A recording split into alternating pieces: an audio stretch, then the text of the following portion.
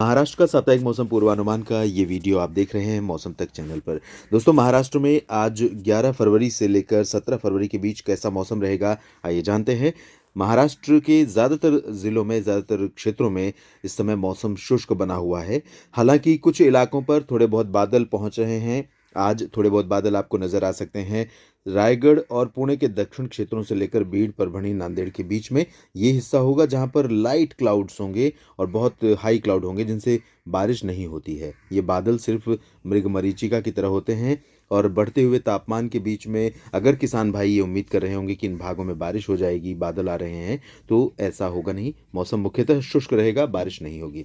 और ये बादल आज यहाँ पर हैं, कल भी कुछ इलाकों में रहेंगे और परसों यानी कि 12 और 13 फरवरी को भी मुंबई तथा पुणे और आसपास के इलाकों पर ये जो हिस्सा है, इन भागों में थोड़े बहुत बादल बीच बीच में आते रहेंगे। लेकिन ये बादल भी 12 और 13 फरवरी को जो आएंगे, ये भी बहुत हाई क्लाउड होंगे, इनसे बारिश की उम्मीदें नहीं होंगी। मेनली ड्राई वेदर रहेगा, क्योंकि पूरे महाराष्ट्र पर इस एक सप्ताह के दौरान उत्तर पश्चिमी दिशा की हवाएं चलेंगी और बेसिकली महाराष्ट्र पर पहुंचते पहुंचते ये हवाएं थोड़ी सी पूर्वी हो जाएंगी, क्योंकि मध्य प्रदेश पर पहुंचते समय इन हवाओं का रुख जहां पश्चिमी रहेगा इस तरह से, वो हवाएं यहां पर पहुंचने के बाद लगभग इस तरह से चलेंगी। तो ऐसे में ये पश्चिमी हवाएं उत्तर पूर्वी हवाएं बेसिकली अपेक्षाकृत ठंडी होंगी और ड्राई होंगी। तो यहाँ पर मौसम मुख्यतः साफ और शुष्क रहेगा, क्योंकि इनका जो ओरिजिन है वो ड्राई रीजन है। ड्राई रीजन यानी कि उत्तर भारत के पर्वतीय इलाके और उन भागों से होकर आने वाली हवाएं जो अभी तक तापमान में बढ़ोतरी दर्ज की गई थी, काफ़ी ज़्यादा सामान्य से लगभग 6-7 डिग्री ऊपर पहुंच गया था, वो हो सकता है थोड़ा सा नीचे आए और सामान्य के करीब तो नहीं पहुंच पाएगा, एवं नॉर्मल ही रहेगा। नागपुर, चंद्रपुर, अमरावती, जलगांव और मुंबई, पुणे, बीड़, उस्मानाबाद, लातूर, नांदेड़, गढ़चिरौली, चंद्रपुर, सोलापुर, सतारा, सांगली, रत्नागिरी, सिंधुदुर्ग, इन सभी भागों में सामान्य से ऊपर ही तापमान रिकॉर्ड किया जाएगा।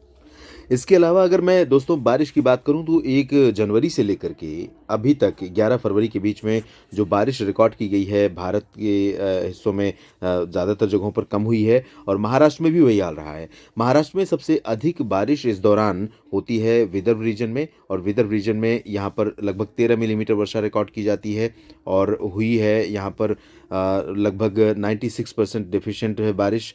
तो ये बारिश लगभग 0.7 mm के आसपास यहाँ पर रेनफॉल रिकॉर्ड की गई है। बात करें अगर मराठवाड़ा की, तो मराठवाड़ा रीजन में भी लगभग 5 मिलीमीटर की वर्षा होती है। 4.7 है एक्चुअली में बारिश का आंकड़ा नॉर्मल यहाँ पर, लेकिन हुई है मात्र 0.5 मिलीमीटर। तो ये लगभग 88% यहाँ पर डेफिशिएंट है। और बात अगर कोंकण, गोवा या मध्य महाराष्ट्र की करें तो यहाँ पर बारिश बहुत कम होती है, 1.8 mm होती है मध्य महाराष्ट्र के क्षेत्रों में।